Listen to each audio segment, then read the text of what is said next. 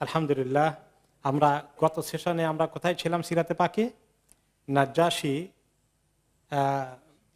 তার সময় পার করে তিনি যখন ইন্তেকাল করলেন, ওনার গায়েবানা জানাজা হলো, তাই না?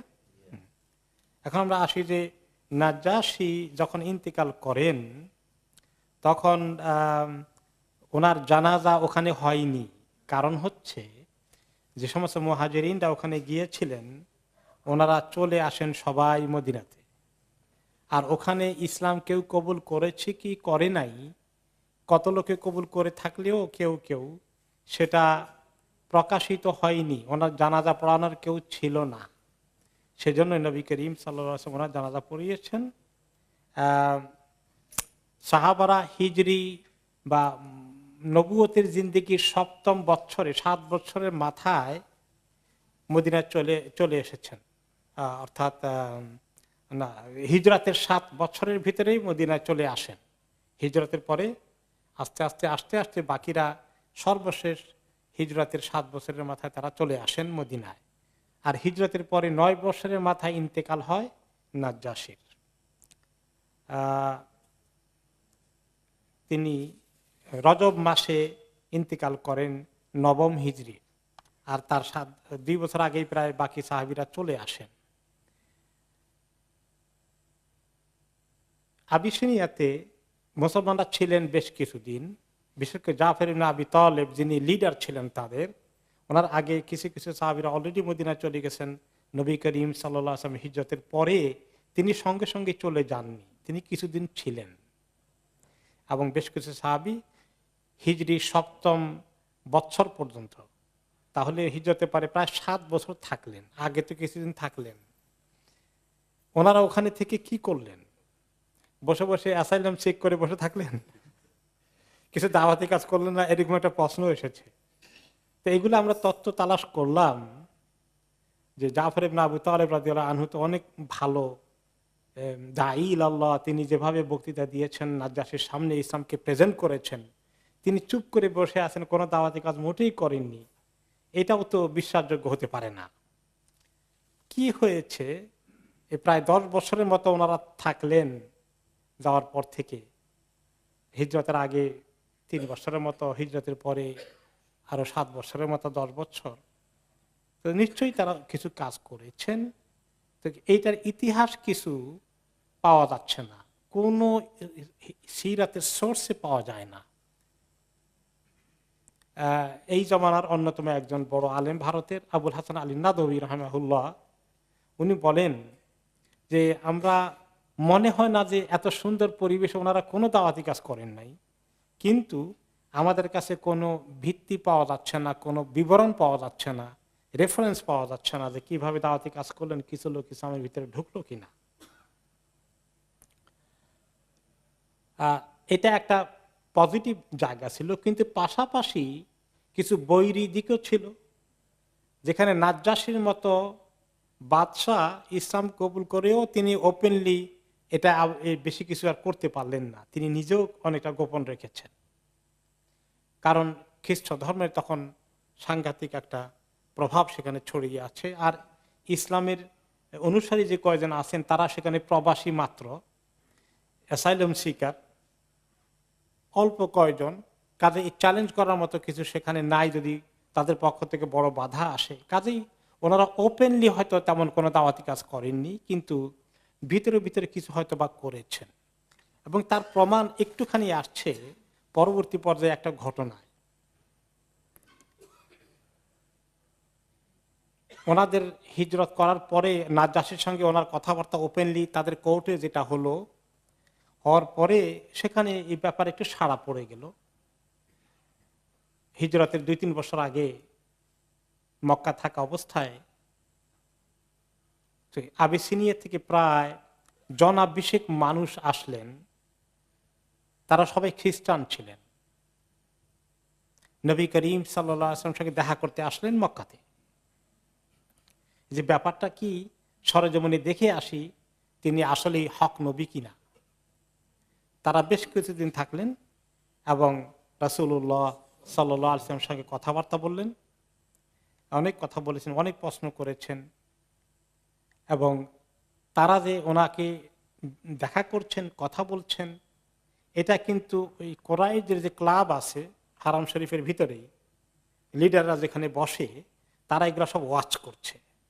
তারা দেখতে পেল যে তারা অনেকক্ষণ পর্যন্ত মোহাম্মদ সাল্লাহ আসলামের সঙ্গে বিভিন্ন কথাবার্তা বলছেন, ওনার কথা শুনছেন, তারা প্রশ্ন করছেন, তিনি জবাব দিচ্ছেন। তারা একটু কনসার্ন হয়ে পড়ল যে তাদের ভিতরে ইসলাম ঢুকে যায় কিনা। আবার নবী করিম সাল্লাল্লাহু আলাইহি ওয়াসাল্লাম তাদের প্রশ্নগুলো উত্তর শেষে কোরআন তেলাওয়াত করে শোনালেন, অনেক সুন্দর সুন্দর নসিহত করলেন। যখন তিনি তেলাওয়াত করে শোনালেন তখন তাদের সবার চোখ দিয়ে পানি পড়ছিল দর দর করে। তারা বুঝতে পারলো যে এটা তো আল্লাহর কাছ থেকে আসা সহি কথা, খাঁটি দিন নিয়ে তিনি এসেছেন, কোনো সন্দেহ নাই। তারা নাজ্জাশীর মতোই পজিটিভ মাইন্ডের লোকজন ছিল।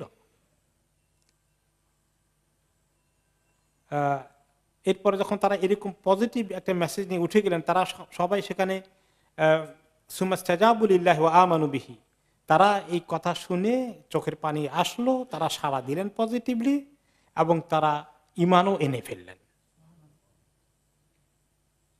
এবং দেখতে পেলেন যে ওনার যে ভিতরে যে চিহ্নগুলো আছে, ওনাকে দেখলে যে সমস্ত লক্ষণগুলো আসে, এগুলো কিন্তু তাদের কিতাবের মধ্যে পাওয়া গিয়েছে। তারা একদম কনফার্ম হয়ে গেলেন, নিশ্চিত হয়ে গেলে, আর দেরি করলেন না, তারা ঈমান এনে ফেললেন। ঈমান আনা যখন শেষ হয়ে গেল, ফালাম্মা কামু আনহু ইতারাদাহু আবু জাহল ইবনে হিশাম লাআনাহুল্লাহ। আবু জাহল অপেক্ষায় ছিল, উঠলেই যখন দেখলো পজিটিভলি তারা যাচ্ছে, একটু পরে সামনে গিয়ে তার সঙ্গী কয়েকজনকে নিয়ে তাদের পথ রোধ করে আটকালো। এসে তাদেরকে অ্যাড্রেস করলো, সে বলল, খাইয়া বাকুমুল্লাহ বিন রাকব, কোত্থেকে এই মুসাফিরের দল, তোমরা যে এই ভিজিটরের গোষ্ঠী এসেছিলে, তোমাদেরকে আল্লাহ তাআলা বরবাদ করুন। তোমাদেরকে তোমাদের দেশের লোকজন পাঠিয়েছিল যে এই নবীর দুরভিসন্ধি কি, তার মিথ্যা নবীর নবুয়তের খোঁজ খবর নিয়ে তোমরা যাবা, তারা অপেক্ষায় আছে, তোমরা এই যে একটা সত্য নবী নয়, খাঁটি নবী নয়, এই সমস্ত কথাবার্তাগুলো তোমরা নিয়ে যাবা, কিন্তু তোমরা তোমাদের জাতিকে হতাশ করলে। তোমরা তার কাছে বসে তোমরা উল্টা মেসেজ নিয়ে গেলে, তোমাদের নিজেদের দিন ধর্ম বর্জন করলে, ত্যাগ করলে, ধর্মত্যাগী হয়ে গেলে। আমি তো এরকম আহাম্মক ভিজিটর আর দেখি নাই মক্কার মধ্যে। আবু জাহাল সে কত জ্ঞানী মানুষ, নাউজুবিল্লাহ, তাদেরকে আহমক মনে করছে, যে বলছে যে আহমাক মিনকুম, তোমাদের মতো আহমক আমি জমিনে দেখিনি। এখন এই বেচারারা ভিজিটর, তারা তো তার সঙ্গে ঝগড়া করবেন না। তারা কি জবাব দিলেন? সালামুন আলাইকুম লা নুজাহিলুকুম, যে তোমাদের প্রতি সালাম, আমরা তোমাদের সঙ্গে জাহেলিয়াতের মতো কোনো আচারও ব্যবহারও করবো না, জবাবও দেব না। আল্লাহ তারা আগের কিতাব তো কিছু পড়ে এসেছে, কোরআনে যেরকম আছে সব কিতাবেই আছে কাছাকাছি মেসেজ, ওয়াইদা খাতাবাহুমুল জাহিলুনা ক্বালু সালামা। জাহেল লোকেরা যখন উল্টা পাল্টা মন্তব্য করতে আসে, তখন সালাম বলে কেটে পড়বে। ওইখানে মারামারি করা দরকার আছে নাকি? এটা তো ভালো তরিকা না, লাভ নাই কিছু। লানা মা নাহনু আলাইহি ওয়া লাকুম মা আনতুম আলাইহি, ঠিক আছে, তোমরা তোমাদের যে দিন নিয়ে আসো, থাকো তোমাদের দিনের উপরে, আর আমাদেরকে আমরা যে দিনকে ভালো মনে করি সেটা নিতে দাও। লাম না'লু আনফুসানা খায়রা, আমরা একটা ভালো দিন পেয়েছি বলে আমরা এই দিন থেকে আমরা নিজেদেরকে মাহরুম করতে পারি না তোমাদের বাধার কারণে। লাকুম দীনুকুম ওয়ালিয়া দিন, তোমরা তোমাদের দিন নিয়ে থাকো, আমরা আমাদের দিন নিয়ে থাকি, ঝামেলা করা দরকার কি? কোন কোন মুফাসসির বলেছেন তাদের উপলক্ষেই সূরা আল কাসাসের 52 থেকে 55 নম্বর আয়াতগুলো নাজিল হয়েছে, যেখানে এই লোকগুলোর প্রসঙ্গ আছে। সেখানে আল্লাহ তাআলা ইরশাদ করেছেন, বা'দা আউযু বিল্লাহি মিনাশ শাইতানির রাজীম, আল্লাযীনা আতাইনাহুমুল কিতাবা মিন ক্বাবলিহি হুম বিহি ইউমিনুন ওয়া ইযা ইউতলা আলাইহিম ক্বালু আমান্না বিহি ইন্নাহুল হাক্কু মির রাব্বিনা ইন্না কুন্না মিন ক্বাবলিহি মুসলিমিন উলাইকা ইউতাউনা আজরাহুম মাররাতাইন বিমা সাবারু ওয়া ইয়াদরাউন ويدرؤون بالحسنة السيئة ومما رزقناهم ينفقون وإذا سمعوا اللغو أعرضوا عنه وقالوا لنا أعمالنا ولكم أعمالكم سلام عليكم لا نبتغي الجاهلين। এই আয়াতগুলোতে আল্লাহ তাআলা তাদের প্রসঙ্গগুলো করে বলছেন, আমি যাদেরকে কিতাব দিয়েছিলাম এর আগে, এরা তাদের মধ্যে এই লোকগুলো ঈমান আনে, তারা ওই কিতাবের উপর ঈমান এনেছিল, অর্থাৎ আগের কিতাবের অনুসারী এই লোকগুলো, তাদের কিতাবের উপরে ঈমান তাদের ছিল, মজবুত ঈমান, সহিহ মানের ঈমান ছিল। ওই সময়ে ঈসা ঈদের মধ্যে কিছু লোক ছিল যারা ঈসা আলাইহিস সালামের এরকম সহিহ দ্বীনের কিছু অংশ ধরে রাখতে সক্ষম হয়েছে। তার এক্সাম্পল আমরা পেয়েছি ওয়ারাকা ইবনে নওফলের মধ্যে, এক্সাম্পল পেয়েছি নাজ্জাশীর মধ্যে, এইরকম বেশ কিছু আহলে কিতাবের মধ্যে পাওয়া গিয়েছিল। তারা এই লোকগুলোর মতোই, তাদেরই অন্তর্ভুক্ত এরা। এদের সামনে যখন আয়াত তেলাওয়াত করা হয় কোরআন থেকে, ওয়াইদা ইউতলা আলাইহিম, যখন তাদের সামনে কোরআন তেলাওয়াত করে শোনানো হয়, ক্বালু আমান্না বিহি, তারা বলে আমরা এর উপর ঈমান এনে ফেললাম। আর তারা দেরি করে না, ইন্নাহুল হাক্কু মির রাব্বিনা, এই কোরআন আমাদের রবের কাছ থেকে হক, কোনো সন্দেহ নেই। ইন্না কুন্না মিন ক্বাবলিহি মুসলিমিন, আমরা এর আগেও তো মুসলিম ছিলাম। তাহলে মুসলিম শুধু মুহাম্মদ সাল্লাল্লাহু আলাইহি ওয়াসাল্লাম উম্মত নাকি? ঈসা আলাইহিস সালামের উম্মত কি অরিজিনালি? মুসা আলাইহিস সালামের উম্মত মুসলিম। সমস্ত নবীদের অনুসারীরাই মুসলিম, যারাই আল্লাহকে মানে তারাই মুসলিম। তারা আগেও তাদের ঈমান এই ইসলাম শিরকের মধ্যে তারা ছিল না, ঈসা আলাইহিস সালামকে আল্লাহর রাসূল মনে করেছে, আর সেই ঈমানটাকে তারা নবায়ন করলো আবার এই নবীর মাধ্যমে। উলাইকা ইউতাউনা আজরাহুম মাররাতাইন বিমা সাবারু, এই লোকগুলোকে তাদের পুরস্কার দেওয়া হবে দুই বার করে, ডবল পুরস্কার দেওয়া হবে। কারণ ওই নবীর উপর ঈমান এনেছে, আবার এই নবীর উপরও ঈমান এনেছে। দুই নবীর উম্মত হওয়ার সৌভাগ্যের অধিকারী হওয়ার কারণে আল্লাহ তাআলা তাদেরকে দ্বিগুণ নেকি দান করবেন, পুরস্কার দিবেন। আর এই যে বিমা সাবারু অ্যাড করা হয়েছে, পুরস্কারটা বাড়ে সবর করার কারণে। কারণ তারা যদি এখন এই ঈমান কবুল করে, মক্কাতেও তারা বিরোধিতার সম্মুখীন হলো, নিজ দেশে গেলেও খ্রিস্টানদের পক্ষ থেকেও তাদের বিরোধিতার সম্ভাবনা রয়েছে। আল্লাহ তাআলা তাদেরকে সুসংবাদ দিলেন বিমা সাবারু, এই দিনকে ধরে রাখার জন্য তারা যদি সবর করে টিকে থাকে, এই কারণে আল্লাহ তাআলা তাদেরকে দ্বিগুণ নেকি দান করবেন। ওয়ায়াদরাউনা বিল হাসানাতিস সাইয়্যিআহ, আর তাদের সঙ্গে কেউ দুর্ব্যবহার করলে সেটাকে তারা মোকাবিলা করে কেমন করে? ভালো ব্যবহার করে। অর্থাৎ তাদের মতোই দুর্ব্যবহারের পাল্টা জবাবে দুর্ব্যবহার করে না। এই কথাটা কোরআনে পাকে অনেক জায়গায় আল্লাহ তাআলা বলেছেন। যারা দাঈ ইলাল্লাহ, আল্লাহর দিকে যারা মানুষকে ডাকবে, বিরোধীদের সামনে, বিরোধীদের সঙ্গে তাদের যে দ্বন্দ্বের সৃষ্টি হয়ে যায়, তারা যেভাবে তাদের প্রতি দুর্ব্যবহার করে, যে সমস্ত অপপ্রচার করে, তাদেরকে তারা দুশ্মনীর দৃষ্টিতে দেখে, দাঈ ইলাল্লাহ ওদের মতেই তাদের সঙ্গে দুশ্মনী করা, এইটা কি দাঈ ইলাল্লাহর ভালো কাজ?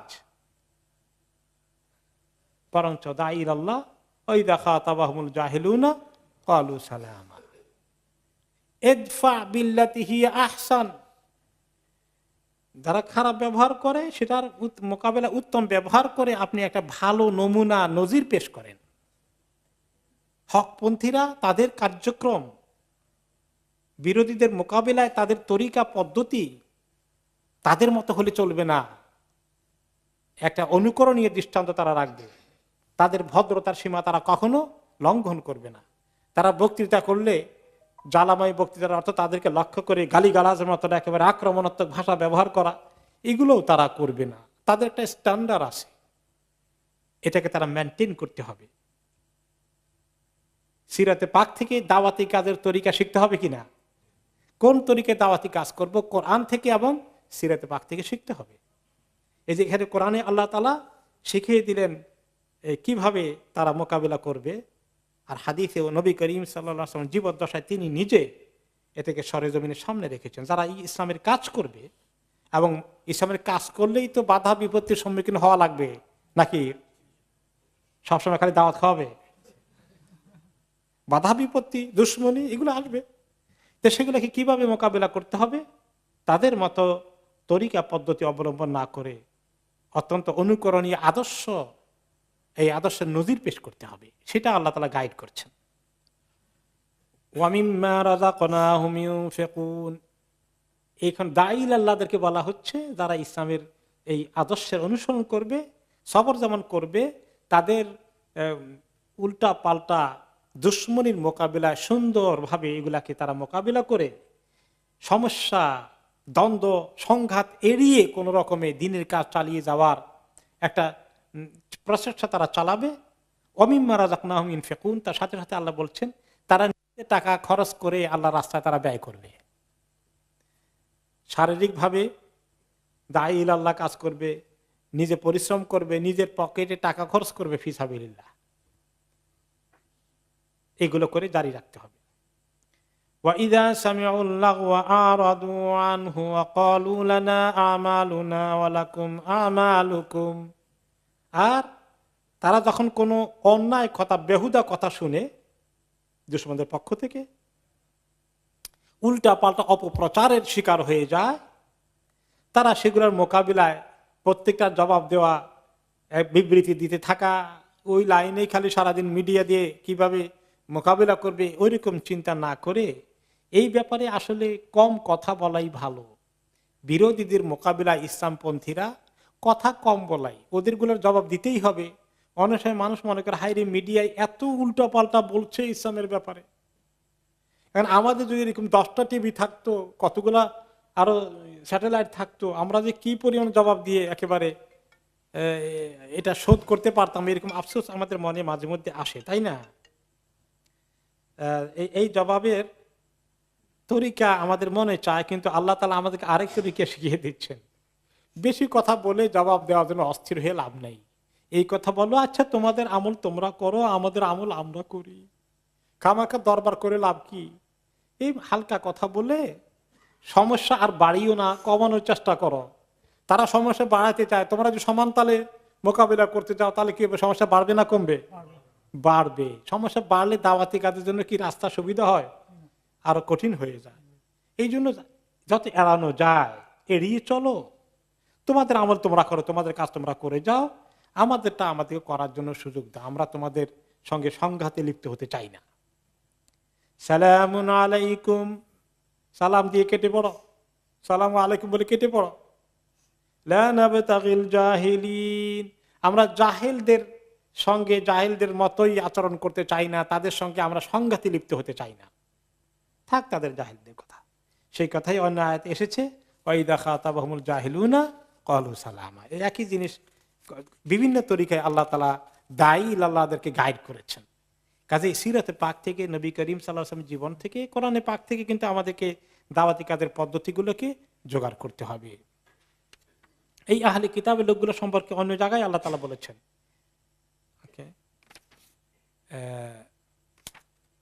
আল্লাযীনা আতাইনাহুমুল কিতাবা ইয়াতলুনাহু হাক্কা তিলাওয়াতিহি উলাইকা ইউমিনুনা বিহি। সূরা আল বাকারাতে 121 নম্বর আয়াতে আল্লাহ তাআলা বলেছেন, যাদেরকে আমি কিতাব দিয়েছিলাম তারা ওই কিতাবকে ঠিকমতো তেলাওয়াত করে, উলাইকা ইউমিনুনা বিহি, তারা এর প্রতি ঈমান আনে। এদের কথাই এসেছে, তাদেরকে আল্লাহ তাআলা দুইবার করে নেকি দিবেন। একটি হাদিসে এসেছে, সালাসাতুন ইউতাউনা আজরাহুম মাররাতাইন, 3 ধরনের লোককে আল্লাহ তাআলা ডবল ডবল নেকি দিবেন, সিঙ্গেল না। কারা কারা? রাজুলুন মিন আহলিল কিতাব আমানা বিনাবিয়িহি ওয়া আদরাকা আন-নাবিয়্যাল্লাযী সাল্লাল্লাহু আলাইহি ওয়াসাল্লাম ফাআমানা বিহি ওয়া তাবাআহু ওয়া সাদ্দাকাহ, যে ওই লোক যে পূর্বের কোন নবীর উপর ঈমান এনেছিল, পরবর্তী পর্যায়ে যখন আখিরি নবী মুহাম্মদুর রাসূলুল্লাহ সাল্লাল্লাহু আলাইহি ওয়াসাল্লাম আসলেন, তার খবর পেয়ে তার উপর ঈমান আনলেন এবং তাকে অনুসরণ করলেন, তার সত্যতার স্বীকৃতি দিলেন, এই লোককে আল্লাহ তাআলা ডবল নেকি দেবেন। ও আব্দুল মামলুকুন আদ্দা হাক্কাল্লাহি ওয়া হাক্কা সাইয়্যিদিহি আর এমন কৃতদাস, যখন পৃথিবীতে কৃতদাস ছিল, সে কারো কৃতদাস হিসাবে তার দাসত্ব করে, গোলামি করে, কিন্তু আল্লাহর গোলামি যেমন ঠিকমতো আদায় করে, মনিবের গোলামিতেও ত্রুটি করে না। তার দুইজনের গোলামি করতে হয়, আল্লাহর গোলামি করতে হয়, আবার তার মনিবের গোলামি করতে হয়। দোনোটারই সে হক আদায় করে, আল্লাহ তাআলা তাকে দ্বিগুণ নেকি দান করবেন।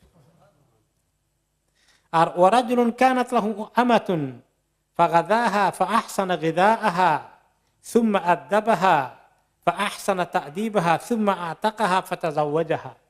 আরেকজন কৃতদাস দাসী যখন ছিল, যে কৃতদাসী বালিকাকে সে সুন্দর করে মানুষ করেছে, তাকে ভালো আদব কায়দা শিখিয়েছে, লেখাপড়া শিখিয়েছে, খাবার দাবার ঠিক মতো দিয়েছে, বড় হওয়ার পরে এই কৃতদাসী বালিকাটাকে সে মুক্ত করে দিয়েছে, স্বাধীন করে দিয়েছে, এবং পরবর্তী সে তাকে নেকাহ করে বিয়ে করে নিজ স্ত্রীর মর্যাদা দিয়েছে।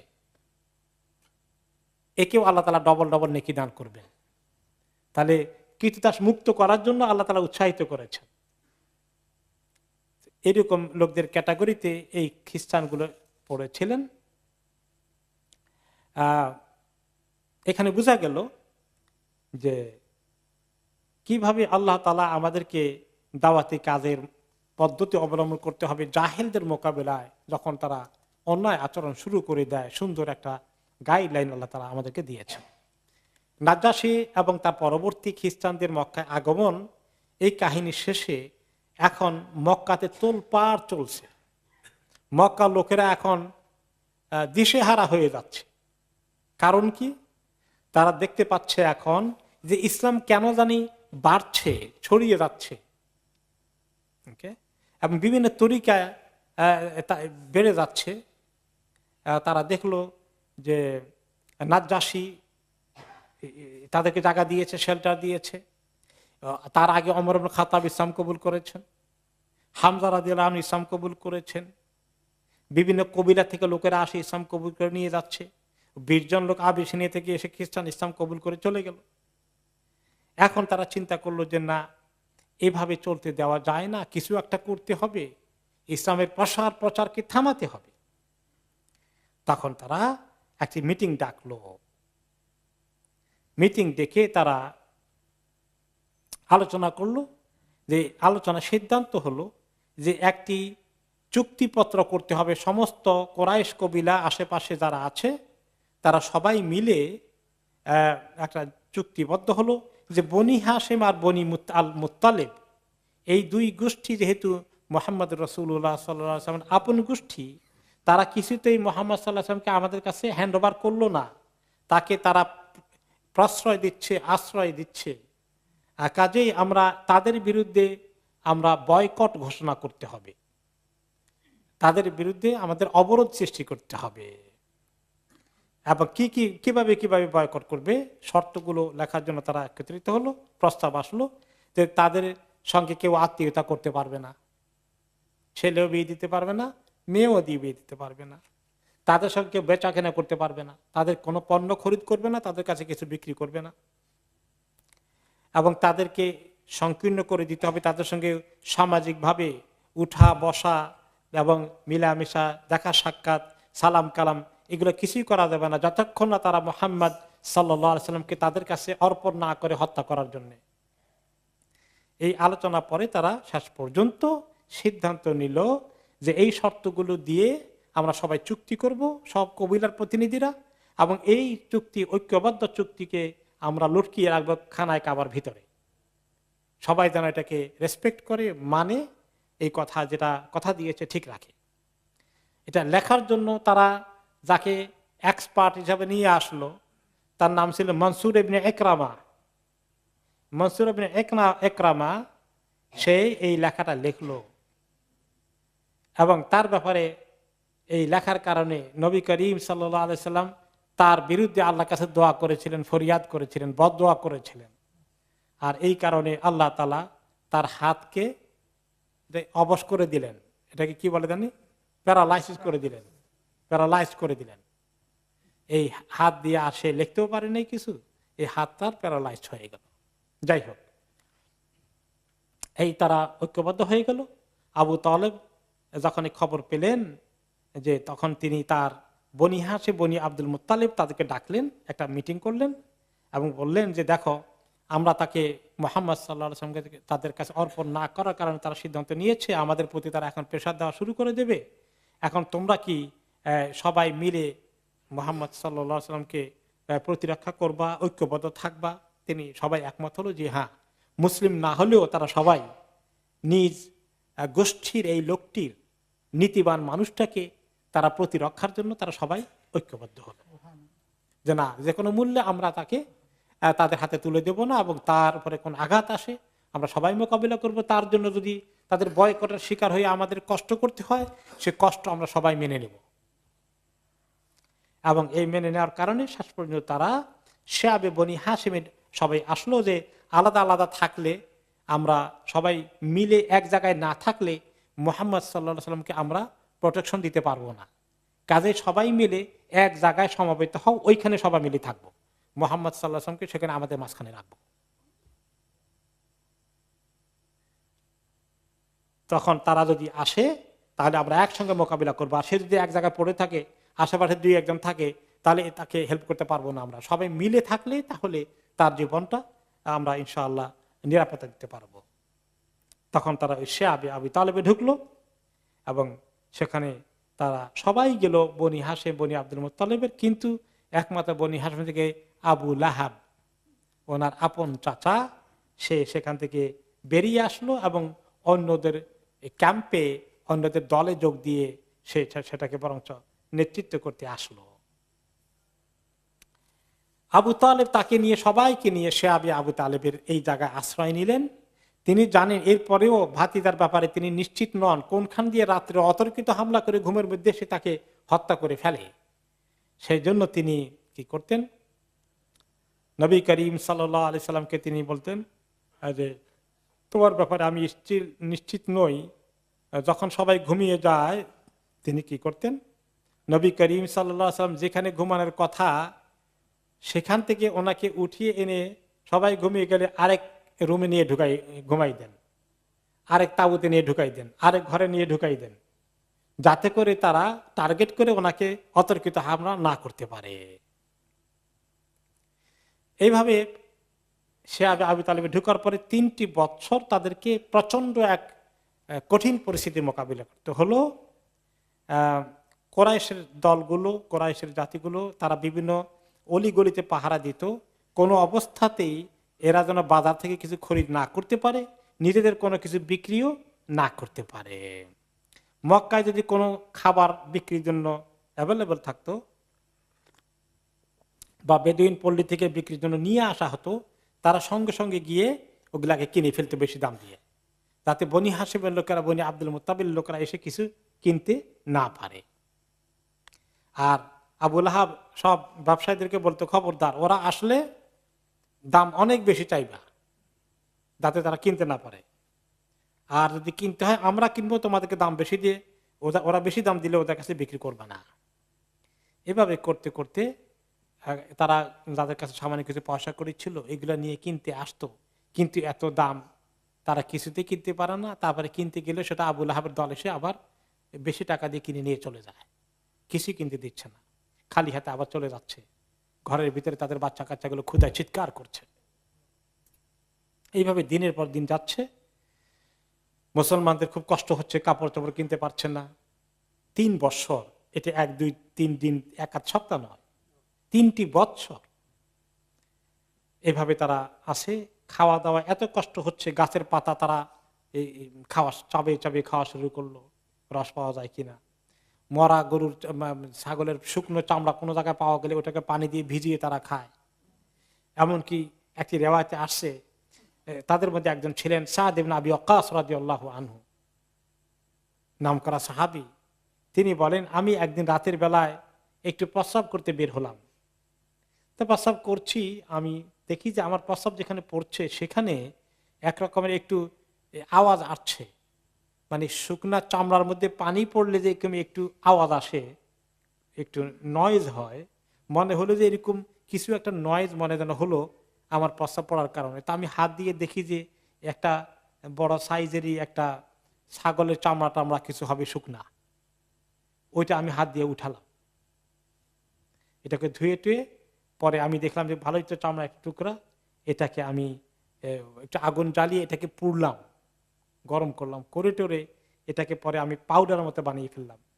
এরপরে পানির মধ্যে ভিজালাম, সেই ভিজা পানি খেয়ে কোনো রকমে ওই ওই চামড়া ভিজার ওগুলো পাউডারের মতো ওগুলো খেয়ে আমার শরীরে কিছু এনার্জি হলো, দিন তিনেক আমি এটার উপরে পার করে দিলাম।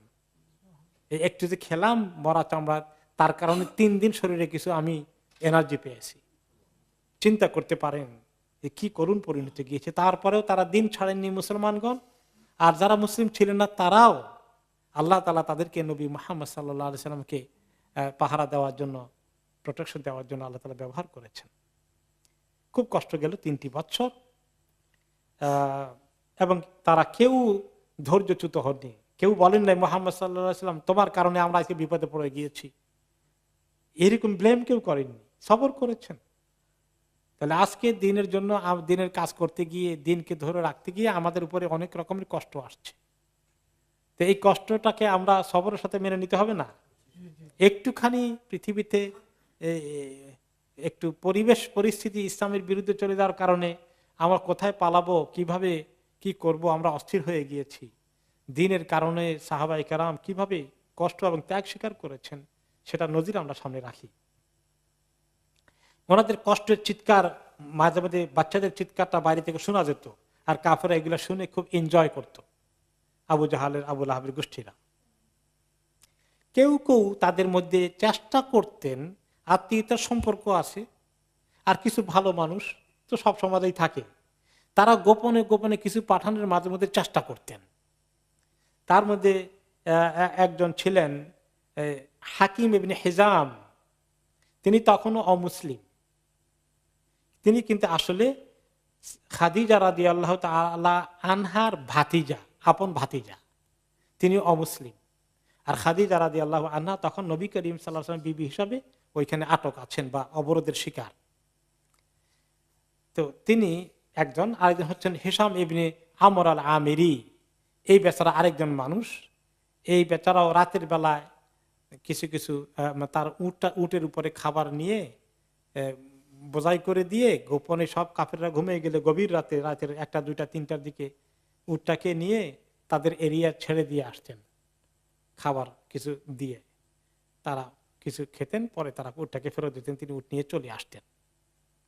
একদিন হাকিম ইবনে হিজাম, খাদিজা রাদিয়াল্লাহু আনহার ভাতিজা, তার গোলামকে নিয়ে কিছু আটা বা গম নিয়ে তিনি তার ভাতিজা মানে তার ফুফু নাকি তার ফুফুর কাছে পাঠানোর জন্য পাঠালেন, যাচ্ছেন। আর ওই সময় আবু জাহালের সঙ্গে দেখা হয়ে গেল। আবু জাহাল টের পেয়ে গেছে। ওয়াকালাল্লাহু আতাযহাবু বিত্তামি ইলা বনি হাশিম, এই খাবার তুমি কি বনি হাশিমের ওইখানে নিয়ে যাচ্ছ?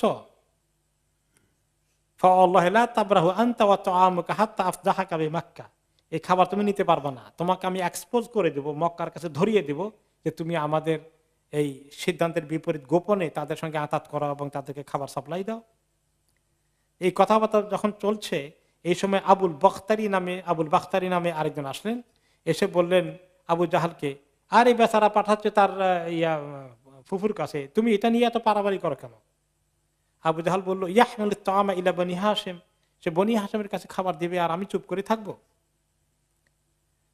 আবুল বুখতারি তখন বললেন, তাআমুন কানা লি আম্মাতিহি ইনদাহু বাআসাত ইলাইহি, আরে খাদিজা একজন ধনী মানুষ, খাদিজা কত কিছু খাদিজা তার এখানে রাখছিল, খাদিজার খাবারই তো তাকে দিতে গেছে, সে নিজের থেকে দিছে নাকি? একটু কায়দা করে কথা বলে নাকি? তার খাবার তাকে দিতে গেছে, তুমি সেটা বাধা দাও কেন? আফাতামনাহু আন ইয়াতিহা বিতাআমিহা, খাদিজা নিজের খাবার নিয়ে আসবে, সেখানে তুমি বাধা দেওয়ার তোমার রাইট কে দিয়েছে? তখন আবু জাহাল অসুবিধা করতে পারলো না, কিন্তু তারপরেও দুইজনের মধ্যে ধস্তাধস্তি হয়ে গেল। ওকে, তা ধস্তাধস্তি হওয়ার পরে আবুল বাখতারি তাকে মানে একটা ওই হাড্ডি পাওয়া গেছিল আপনার এই উটের মাথা থেকে, ওইটা নিয়ে দিছে তাকে এক বাড়ি। তারপরে তাকে বাড়ি দিয়ে ধস্তাধস্তি করে তাকে একদম মাটিতে ফেলে দিয়েছে। তার ওই সময় হামজা রাদিয়াল্লাহু আনহু দেখতে পাচ্ছেন তার ক্যাম্পের ভিতর থেকে, শাহাবে আবি তালেবের ভিতর থেকে দেখতে পাচ্ছেন। তখন আবু জাহাল চিন্তা করলো যে না, আর বেশি বাড়াবাড়ি করা ঠিক না, আমরা মারামারি করতেছি, ওরা দেখলে তো খুশি হয়ে যাবে, তাড়াতাড়ি করে সে এখান থেকে চলে গেল। তো ওই অবস্থাতেই সেই সাহাবে আবু তালেবের ভিতরে এক শিশুর জন্ম হয়। শিশু হলেন এই উম্মতের সবচেয়ে বড় মুফাসসির, ওনার নাম কি? আব্দুল্লাহ ইবনে আব্বাস রাদিয়াল্লাহু আনহুমা। আব্বাসের ঘরে আব্দুল্লাহর জন্ম হয়ে যায় এই কঠিন পরিস্থিতির মধ্যেই। যাই হোক, এখন এই যে 3টি বছর তাদের সঙ্গে বয়কট করে তাদেরকে, তারা ইচ্ছা করেছিল ক্ষুধায় মরতে মরতে তারা মরবে, সাফ হয়ে যাবে, এবং মোহাম্মদ সাল্লাল্লাহু আলাইহি ওয়াসাল্লাম মরে শেষ হয়ে যাবেন তাদের শেষ, অথবা তারা ক্ষুধার যন্ত্রণা অতিষ্ঠ হয়ে বাধ্য হবে মোহাম্মদ সাল্লাল্লাহু আলাইহি ওয়াসাল্লামকে তাদের কাছে অর্পণ করতে, তাকে হত্যা করার জন্য তাদের হাতে ছেড়ে দিতে। এরকম তো হয় অনেক সময়, মানুষ যখন টিকতে পারেন না তখন বলে যে একটাই মরুক, আমরা সবাই বাঁচি, ইয়ানাফসি শুরু করে দেয়। কিন্তু আলহামদুলিল্লাহ মুমিনগণ সেটা করেননি, এবং কি বনি হাশে বনি আব্দুল মুত্তালিবের অমুসলিমগণ পর্যন্ত সেটা করতে রাজি হয়নি। কিন্তু এই 3টি বছর পার হওয়ার পরেই ভিতরে ভিতরে তাদের মধ্যে কিছু লোকের মধ্যে যারা একটু ভালো মনা আছে, তাদের মধ্যে একটু সিম্প্যাথি গ্রো করা শুরু করলো, এবং তারা কাজটাকে পছন্দ করলেন না। তারা অনেকের ভিতরে কিন্তু কেউ প্রকাশ করে না, প্রকাশ করলে তো আবার নিজে দালাল হয়ে যাবে, তাদের মুশকিল না? যে এভাবে সমাজকে ডিভাইড করেছে যে আপনি কোনো হকে পন্থীদের ব্যাপারে সিম্প্যাথিও দেখাতে পারবেন না, কোনো সহমর্মিতা দেখাতে পারবেন না, তাহলে আপনাকে তাদের দুশ্মন মনে করা হবে, জাতীয় দুশ্মন মনে করা হবে। এইরকম একটা পরিস্থিতি সৃষ্টি হয়ে আছে। তারপরে দেখা গেল কিছু লোক বেশ সিম্প্যাথেটিক, তারা চিন্তা করছিলেন, তাদের মধ্যে হিশাম ইবনে আমর, তিনি, তার সঙ্গে বনি হাশেমের ঘনিষ্ঠ আত্মীয়তা ছিল, এবং তিনি একজন অন্য একটি কবিলার অত্যন্ত সম্মানিত ব্যক্তিত্ব, মক্কা সবাই তাকে খুব সম্মান করে। তিনি গোপনে গোপনে খাবার পাঠানোর জন্য অনেক চেষ্টা করেছেন, কিন্তু তিনি চিন্তা করলেন কিছু একটা করা দরকার, এভাবে আর কতদিন। তিনি চলে গেলেন আরেকজন সম্মানিত লোক মক্কার, জুহাইর ইবনে আবি উমাইয়া আল মাখজুমির কাছে। আর এই জুহাইর ইবনে আবি উমাইয়া আল মাখজুমি হচ্ছেন আব্দুল মুত্তালিবের নাতি। আব্দুল মুত্তালিবের মেয়ে ছিলেন আতেকা, নবী করিম সাল্লাল্লাহু আলাইহি ওয়াসাল্লামের ফুফু, তার ছেলে অর্থাৎ নবী করিম সাল্লাল্লাহু আলাইহি ওয়াসাল্লাম ফুফাতো ভাই। তিনি তখনও অমুসলিম, ইসলাম কবুল করেননি, মক্কা শহরে আসেন, সমাজে আসেন। তার কাছে তিনি গেলেন, জোহাইরের কাছে গেলেন, বলেন ইয়া জোহাইর। হেশাম গেলেন জোহাইরের কাছে, আকাদ রাদিতান তাকুলা তাআম, জোহাইর তুমি খাও, কেমন লাগে তোমার খাবারটা খেতে? ও তালবসে সিয়াব, কাপড় চোপড় তোমার গায়ে আছে, ওদের কাপড় চোপড় ছিঁড়ে টুকরা টুকরা হয়ে গেছে, তারা হাফ নেকেড হয়ে আছে, তাদের গায়ে কাপড় নাই। তান কহেন নিসা, তোমাদের ছেলে মেয়েদের বিয়ে শাদী হচ্ছে, আর তোমার মামার গোষ্ঠী যারা আছে এভাবে, তাদের গায়ের কাপড় নাই, তাদের খাবার নাই, আপন আত্মীয়তা, তাদের সঙ্গে বেচা কিনা করে না, ছেলে মেয়ে বিয়ে শাদী দেয় না, তুমি ঠিক মতো খানা দানা করো, তোমার কাছে কেমন লাগে বলো? তোমার কষ্ট হয় না তাদের কষ্ট দেখে? আমা ইন্নী আহলিফু বিল্লাহি লাউ কানু আখওয়ালা বানি আবিল হাকাম ইবনে হিশাম সুম্মা দাআউতুহু ইলা মিসলি মা দাআকা ইলাইহি মিনহুম মা আজাবাকুম ইলাইহি আবাদান। তুমি দেখো না, এই যে আবু জাহালের গোষ্ঠীর সঙ্গে কেউ যদি এরকম আচরণ করতো, বা আবু লাহাবের, তারা কিন্তু এটাকে কখনোই মেনে নিত না। তুমি তোমার আপন আত্মীয়দের সঙ্গে এরকম ব্যবহারটাকে কিভাবে মেনে নিলে আমাকে বলো। এটা তরিকা বের করলেন তার ভিতরে একটা চেতনা সৃষ্টি করার জন্যে। ওই হাগাইয়া হেশাম, তুমি চিন্তা করো, তোমার চিন্তা করা উচিত, তুমি কি কাজ করছো? তখন সে বলল, ফামাদা আসনা, আমি কি করব তাহলে বলো, আমি একলা কি করতে পারি? ইন্নামা আনা রাজুলুন ওয়াহিদ, আমি একলা তো কিছু করতে পারি না, আমার সঙ্গতে কেউ দেবে না। ওয়াল্লাহি লাউ কানা মাই রাজুলুন আখার লাকুমতু ফি নাকদিহা হাত্তা আনকুদাহা, আমার সঙ্গে আরেকজন লোক পাইলে আমি উঠতাম, গিয়ে আমি ওই খানায় কাবার থেকে ওই সন্ধি চুক্তিপত্র যেটা করেছে ওটা খুলে ফেলতাম, ছিঁড়ে ফেলে দিতাম। তখন ইনি বললেন, জোহাইর এমনি হিশাম বললেন তখন যে আমি আরেকজন পাইছি। আরেকজন কে বলে? আরেকজন হচ্ছে আমি। আমরা দুইজন রেডি আছি, তুমি রেডি আছো, আমি রেডি আছি। ক্বালা আনা, তখন জোহাইর তাকে বলল, আফগানা রাজুলান সালিসান, বলে দুইজন বেশি সুবিধা হবে না, 3 নম্বর একজনকে বাইর করতে পারবে কিনা দেখো, থার্ড ওয়ান পাওয়া যায় কিনা খোঁজো। তখন তিনি থার্ড ওয়ান খোঁজার জন্য গেলেন। হিশাম কার কাছে গেলেন? মুতাইম ইবনে আদি, আরেক লিডার মক্কার। বলে, ইয়া মুতাইম আকাদ রাদিতা আন ইয়াহলিকা বাতনান মিন বনি আব্দে মানাফ। হে মুতাইম ইবনে আদি, তুমি তো কুরাইশ বংশের একটা শাখার লিডার, প্রভাবশালী ব্যক্তিত্ব। এই কুরাইশ বংশেরই আরো 2টা গোষ্ঠী, বনি হাশিম বনি আব্দুল মুত্তালিব, না খাইয়ে মরছে। তুমি দেখো এই অবিচার চলছে সমাজের মধ্যে, জুলুম তাদের প্রতি করা হচ্ছে, তোমার কোনো বিবেকে দংশন করে না? আমা আল্লাহ লাইন আমকানতুমুহুম মিন হাযিহি লাতাজিদান্নাহুম ইলাইহা মিনকুম আসরা। ক্বালা ওয়াইহাক ফামাযা আসনাউ। তখন তিনি বললেন যে, তা আমি কি করব বলো, আমি একলা কি করতে পারবো? মুতাইম বলল, ইন্নামা আনা রাজুলুন ওয়াহিদ, আমি একলা, আমার কথা কে শুনবে? ক্বালা কাদ ওয়াজাদতু সানিয়ান, বলে তুমি একলা কই, আরেকজন পাইছি। আরেকজন কে? আরেকজন তো আমি। ওকে, কয় না তুমি, আমরা দুইজন হবে না, 3 নম্বর জোগাড় করো। কাদ ফাআলতু, 3 নম্বর পাইছি। মান হুয়া, 3 নম্বরটা কে? জোহাইর ইবনে আবি উমাইয়া। কয় না ঠিক আছে, 3 জন হয়েছে, ভালোই হয়েছে, আরেকজন পাওয়া যায় কিনা দেখো, 4 জন হলে সুবিধা হবে। তখন আস্তে আস্তে সে গেলে এবার আরেকজনকে খোঁজ করতে, ওই যে আবুল বখতারি যে একটু পজিটিভ ছিল, তার কাছে গেল, একই কথা বললো মুতাইম ইবনে আদি। তখন সে বলল যে, ঠিক আছে, তুমি তখন বললা কিছু করতে মনে চায়, আমাকে হেল্প করার কে আছে? বলে, আছে। বলে, কে? বললো যে জোহাইর ইবনে আবি উমাইয়া, মুতাইম ইবনে আদি, আর আমিও আসি, তুমি আসা, 4 নম্বর হয়ে গেল, আমরা 4 জন হয়ে গেছি। কলা আবিগানা খামেসান, 4 জন হয়েছে, ভালোই হয়েছে, 5 নম্বর পাওয়া যায় কিনা দেখো। তখন তারা গেল জামা ইবনুল আসওয়াদের কাছে, তার কাছে গিয়ে একই কথা বলল। সে বলল, আচ্ছা, তো তুমি তো ভালোই বললা, আসলে চিন্তার বিষয়, তো এই বিষয় কি আর কাকে পাওয়া যাবে? কলা আছে, আরো আছে, কয়জন আছে?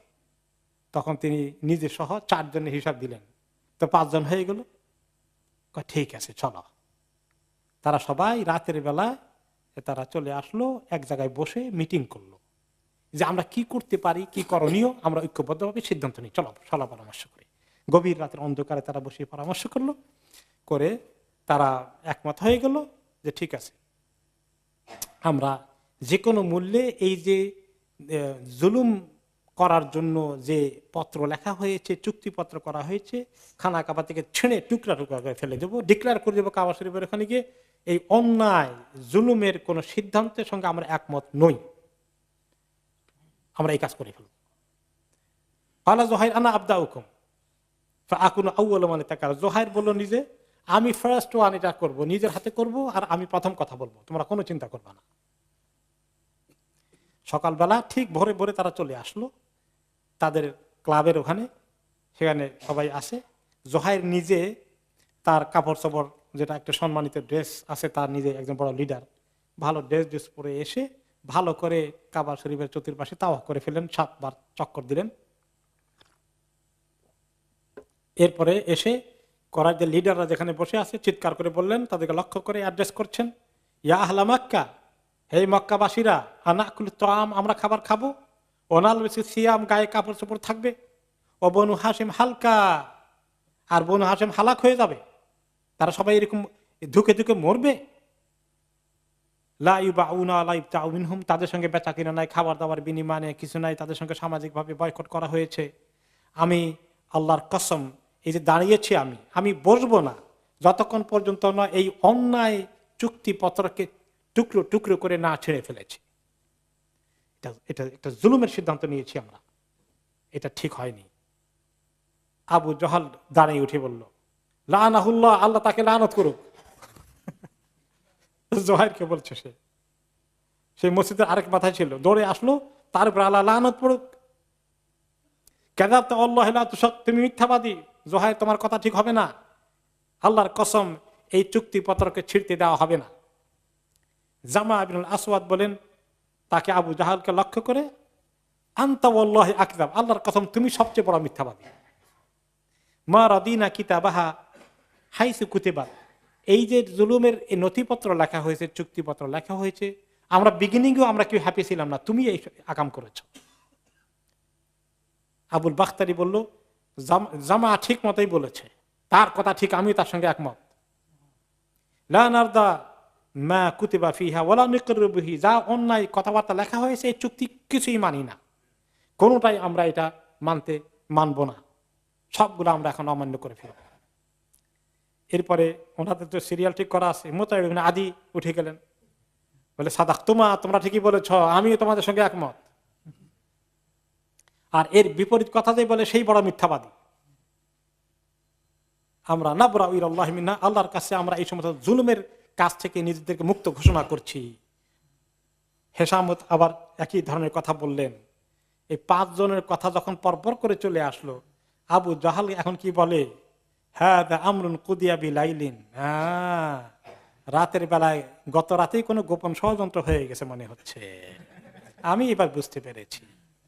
তুসুরা ফিহি ফি গায়রি হাদাল মাকান, এগুলো আচানক ঘটে নাই, কোন এক জায়গায় ষড়যন্ত্র করে প্ল্যান করে তোমরা এসেছ।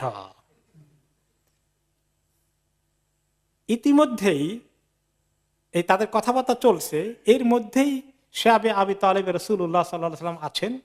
ওইখানে তিনি তার চাচা আবু তালেবকে ডেকে বললেন, চাচা জরুরি এক খবর আছে। কি? আন্নাল্লাহ কাদ আতলাহু আলা আমরি সাহিবা, আল্লাহ তাআলা আমাকে একটি খবর দিয়েছেন। এই যে চুক্তিপত্র তারা খানা কাবার লটকিয়ে রেখেছে, চুক্তিপত্রের কাগজকে খেয়ে ফেলেছে এই পোকাগুলো। কি পোকা? বেড়াটার মধ্যে উঠেছে, কি জানি বলে এটাকে, উই পোকা। উই পোকা খেয়ে ফেলেছে ওই চুক্তিপত্রে শুধুমাত্র আল্লাহর নাম, যেখানে যেখানে তারা তো আল্লাহর নামও লিখতো, লাত মানাতে নামও লিখতো, আর আল্লাহর নামও আছে কোন কোন জায়গায়। ওই যে আল্লাহ বলছেন না, দেখছেন না, আবু জাহালও আল্লাহ বলে, তো এরকম লিখেছে। বলে যে আল্লাহর নামটা শব্দটা যেখানে আছে কোন জায়গায়, সেটা ছাড়া সব উই পোকা খেয়ে ফেলেছে। চাচা আমাকে আল্লাহ খবর দিছে। তা আবু তালেব তো এই খবর পেয়ে তিনি দৌড়ে আসলেন। এসে তিনি আবু তালেব বলেন, এই যখন ওনার ভাতিদের খবর দিলেন, তিনি বললেন নাম। ফাকাল আবু তালেব লা, তিনি বললেন রাব্বুকা আখবারাকা বিহাদা, মুহাম্মদ তোমার রব তোমাকে এই খবর দিছেন? কলা নাম, হ্যাঁ আমার রব আমাকে খবর দিছেন। আবু তালেব বিশ্বাস করেন তার রব মিথ্যা খবর দিবেন না। লা ওয়াসসাওয়াক বিমা কাযাবতানি, তারকাগুলোর কসম তুমি আমাকে মিথ্যা খবর দাও না, আমি বিশ্বাস করে ফেলছি। তারকার কসম করছে আর কি। আবু তালেব তো মুমিন না, আল্লাহর কসম করেন। এরপরে চলে গেলেন আবু তালেব, মসজিদে চলে আসেন দৌড়ে। তো তিনি যখন দৌড়ে আসছেন কোরাইশদের কাছে খবর দেওয়ার জন্য, কোরাইশরা খুব খুশি হয়ে গেছে, মনে হয় আবু তালেবের এখন খবর হয়ে গেছে, তার ভাতিজার কারণে সে অতিষ্ঠ হয়ে গেছে, আমাদেরকে এখন বলবে আসো আর ঝগড়া করা দরকার না, আমি মোহাম্মদকে দিয়ে দিচ্ছি তোমাদের হাতে তুলে। তারা খুব খুশি হয়ে তাকে ওয়েলকাম করছে।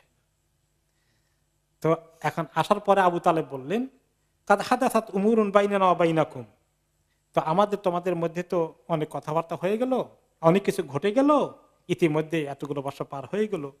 ফাতু বিসাহিফাতিকুম আল্লাতী ফিহা মাওয়াসিকুকুম, আমার একটা কথা আছে, যে চুক্তিপত্র লটকিয়ে রেখেছ সেটাকে মেহেরবানি করে নিয়ে আসবা, একটু আমরা একটু আমাদের সামনে নিয়ে আসি।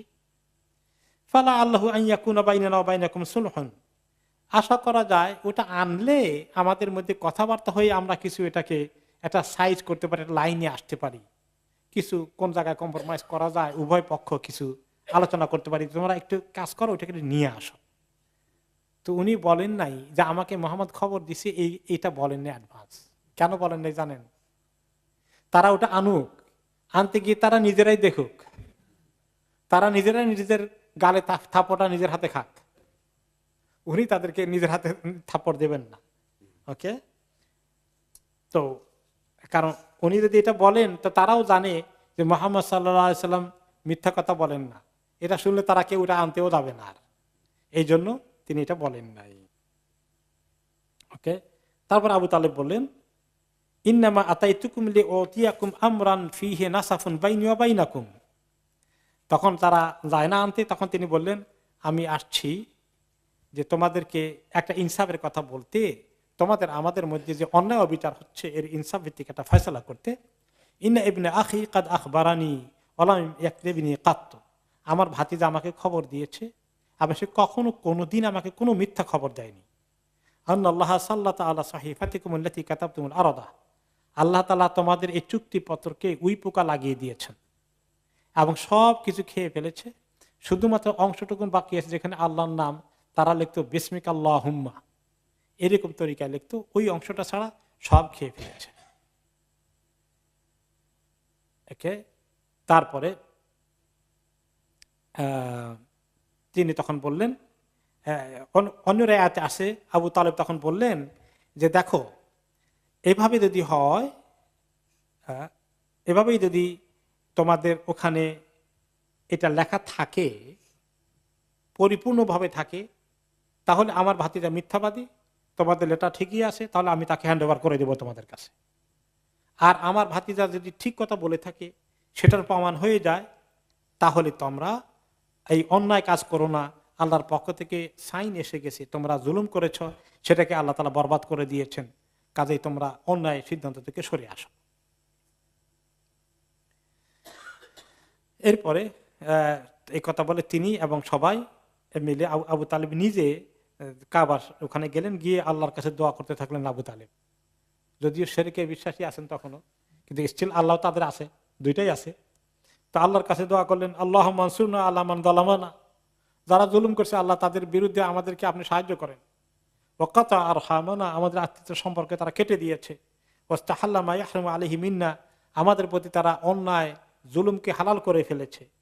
অতঃপর এই কথা বলে তিনি আর বেশি কিছু কথা না বলে তিনি চলে গেলেন আবার ওই ওনার শিয়াবে আবি তালেবের মধ্যে। এদের হাতে এই খবরটা দিয়ে তিনি চলে গেলেন। আর তখন সেখান থেকে উঠেই মুতাইম ইবনে আদি, ওই যে যিনি এই আন্দোলন শুরু করেছিলেন বা অন্যতম একজন ছিলেন, তিনি টপ করে ঢুকে গেলেন খানা কাবা, গিয়ে ওটাকে ছিঁড়ে ফেললেন। হাতে এনে দেখেন যে সব খেয়ে ফেলছে উই পোকা, শুধুমাত্র আল্লাহর নাম ছাড়া বাকিটা সব খেয়ে ফেলেছে। এই কথা বলার পরে সবাই হইচই করে উঠলো। তখন তারা শেষ পর্যন্ত আর পারলো না। ওরা যখন যে কয়জন 5 জনের নেতৃত্বে বাকিদের সবাই কনভিন্স করে ফেললেন, আবু জাহল আবুল হাব দুষ্টম বেশি কাজে লাগলো না, যে ঠিক আছে বয়কট এখানেই ফিনিশ। তখন আলহামদুলিল্লাহ নবী করিম সাল্লাল্লাহু আলাইহি সাল্লাম, আবু তালেব, শিয়াবে আবু তালেব থেকে সবাই তখন বের হয়ে আসলেন। শিয়াব মানে যে একটা গিরিপথের মতো, দুই পাহাড়ের মাঝখানে থাকার একটা জায়গা, এটার নাম হয়েছে এই জন্য শিয়াব আবি তালেব। তো এখানে যখন তিনি আবার বেরিয়ে আসলেন, আসার পরে আস্তে আস্তে সবকিছু স্বাভাবিক হয়ে গেল। স্বাভাবিক মানে ওনাদের ঘরে যাওয়া, থাকা বা খাওয়া চলা, বেচা কিনা, এই নর্মাল লাইফ চলে আসলো। আর এই সুযোগে নবী করিম সাল্লাল্লাহু আলাইহি সাল্লাম দাওয়াতি কাজকে আবার জোরসোরে বাড়িয়ে দিলেন। বিভিন্ন জায়গায় তিনি আলাপ আলোচনা করা শুরু করে দিলেন। যখন কোনো পথিক আসে তাদের কাছে খবর দেন। এরপরে অন্য জায়গায় তিনি লোক পাঠান, বিভিন্ন কবির লোকেরা আসে দেখা সাক্ষাৎ করে। কিন্তু কুরাইশদের চিন্তা বেড়ে গেল। তারা দেখলো যে আবু তালেব তো বোধহয় এখন মরে যাবেন, তার সময় হয়ে গেছে। তো আবু তালেব মরার আগে যদি তার কাছে তাকে কনভিন্স করা যায় ভাতিজাকে থামানোর জন্য, সর্বশেষ আরেকটা চেষ্টা আমরা চালাই। উনি খুবই অসুস্থ হয়ে পড়লেন, প্রায় শেষ অবস্থা। তারা বুঝতে পারলো যে ওনার সময় আর বেশি নাই। তো তারা বললো যে চলো এই লাস্ট চান্স আমরা নিয়ে নেই, দেখি বেচারাকে কিছু করা যায় কিনা। তখন তারা প্রায় 25 জনের মতো লোক আসলো তার সঙ্গে একসঙ্গে দেখা করতে। তাদের মধ্যে বড় বড় লিডার সবগুলো ছিল, ওতবা, সাইবা, আবু জাহাল, উমাইয়া ইবনে খালাফ, আবু সুফিয়ান, আস ইবনে ওয়াইল, এরকম করে লিডার মার্কা অনেকগুলো আসলো। এসে বলল, ইয়া আবা তালেব আনতা কাবীরুনা ইন্নাকা কাবীরুনা সাইয়্যিদুনা, আপনি আমাদের সবচেয়ে বড় লিডার, এই মক্কার সবচেয়ে সম্মানিত যত লিডার আছে সবার মধ্যে আপনি শ্রেষ্ঠ। তো আপনি জানেন কিভাবে আমরা সম্মান করি আপনাকে, এবং কিভাবে আমরা আপনাকে সুযোগ দিয়েছি, বারে বারে আপনার ভাতিদের ব্যাপারে বলেছি। তো একটা কাজ করেন, আপনার ভাতিজাকে একটু ডাকেন, ডেকে একটু কম্প্রোমাইজ করে দেন, সে থামুক, কিছু আমাদের সঙ্গে একটা কম্প্রোমাইজে আসুক, আলাপ আলোচনা করে একটু আন্ডারস্ট্যান্ডিংয়ে আসুক।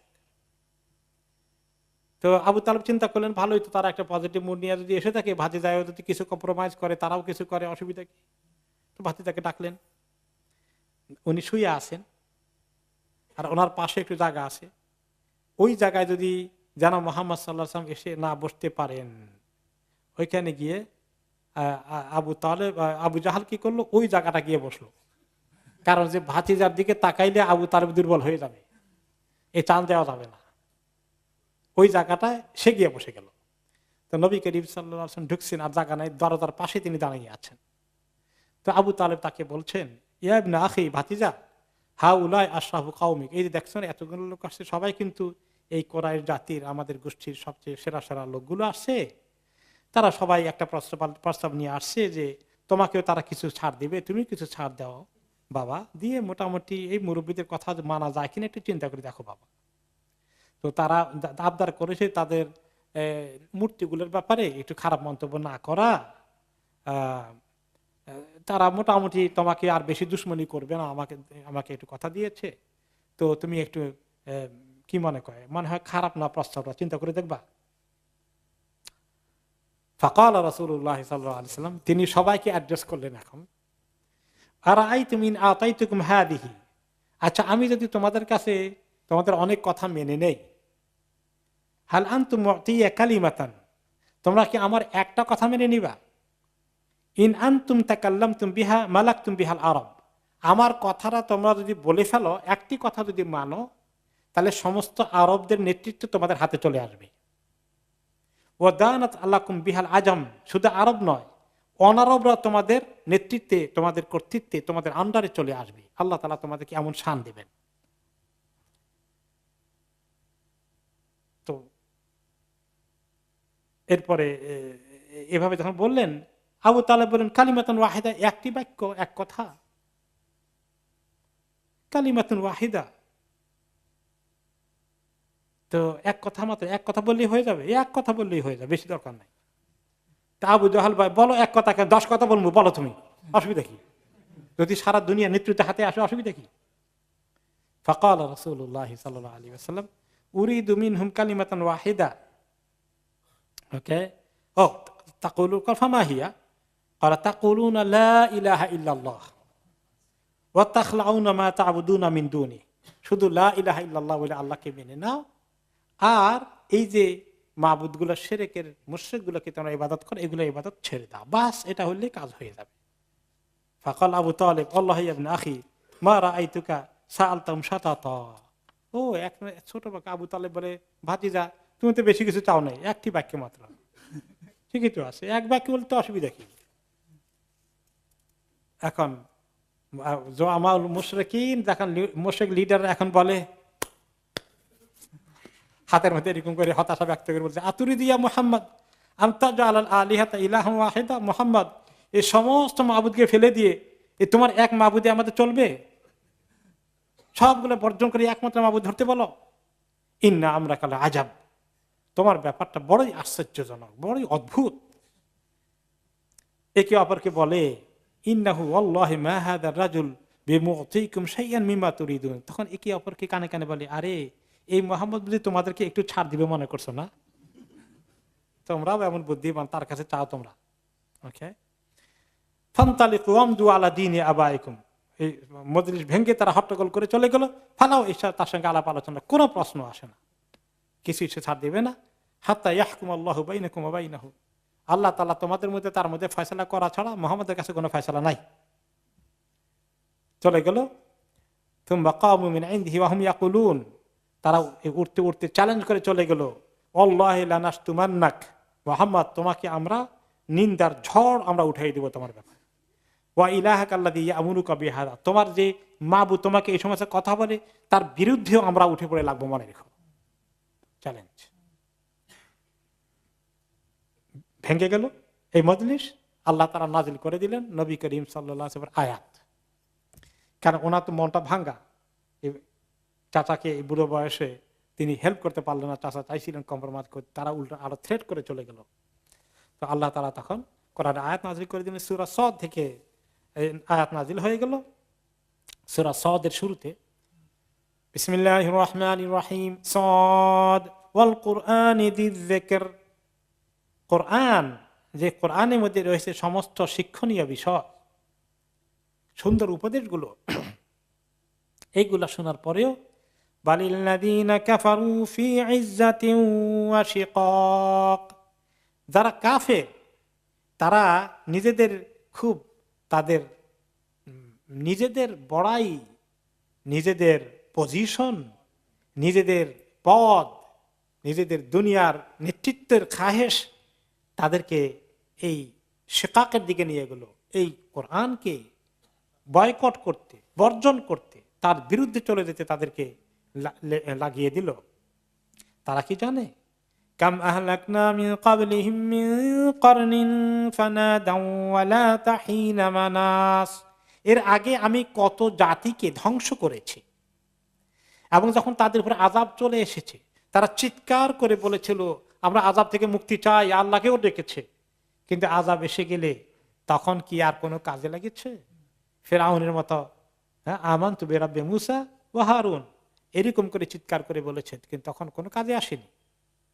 ওয়াজিবু আন জাআহুম মুনযিরুম মিনহুম, তাদের কাছে অদ্ভুত মনে হয়েছে যে তাদের মধ্য থেকে একজন সতর্ককারী দাওয়াত নিয়ে এসেছেন আল্লাহর পক্ষ থেকে নবী হিসেবে। ওয়াকালাল কাফিরুনা হাযা সাহিরুন কাযযাব, কাফেররা বলে বসলো এই হচ্ছে একজন জাদুকর। ওই যে যখন ছিঁড়ে ফেললো, নিয়ে আসলো চুক্তিপত্রটা, যখন পোকায় খেয়ে ফেলেছে, এইটার সময় একটা মন্তব্য তারা করেছিল যেটা আমরা মিস করেছি। মন্তব্যটা কি ছিল তাদের জানেন? মুহাম্মদ নিশ্চয়ই কোনো জাদু করেছে যার ফলে আমাদের এই চুক্তিপত্রের দুরবস্থা হয়েছে। তা আল্লাহ তাআলা তার জবাব দিচ্ছেন, ওয়াকালাল কাফিরুনা হাযা সাহিরুন কাযযাব, কাফেররা বলল এই ব্যক্তি একটি জাদুকর আর মিথ্যাবাদী। আজআলাল আলিহাতা ইলাহান ওয়াহিদা ইন্না হাযা লাশাইউন উজাব, সমস্ত মাবুদকে বাদ দিয়ে একটি মাত্র মাবুদ ধরলো, এটা বড়ই অদ্ভুত বিষয়।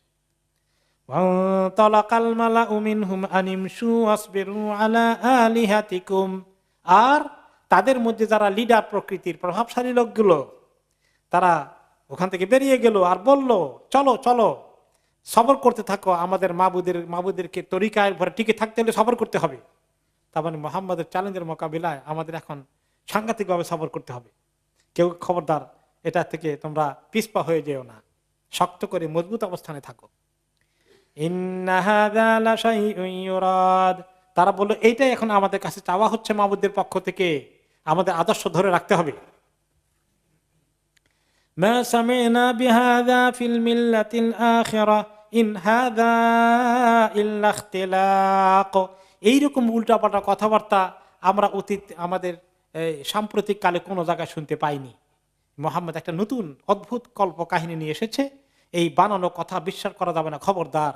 তারা একে অপরকে সতর্ক করে সেখান থেকে চলে গেল সেই কাহিনী। আল্লাহ তাআলা এই কোরআন আয়াত নাজিল করে দিয়ে পাঠিয়ে দিলেন। এরপরেই আবু তালেবের ইন্তেকাল হয়ে যাবে। সেই কাহিনী আমরা আগামী সপ্তাহে শুনবো ইনশাআল্লাহ।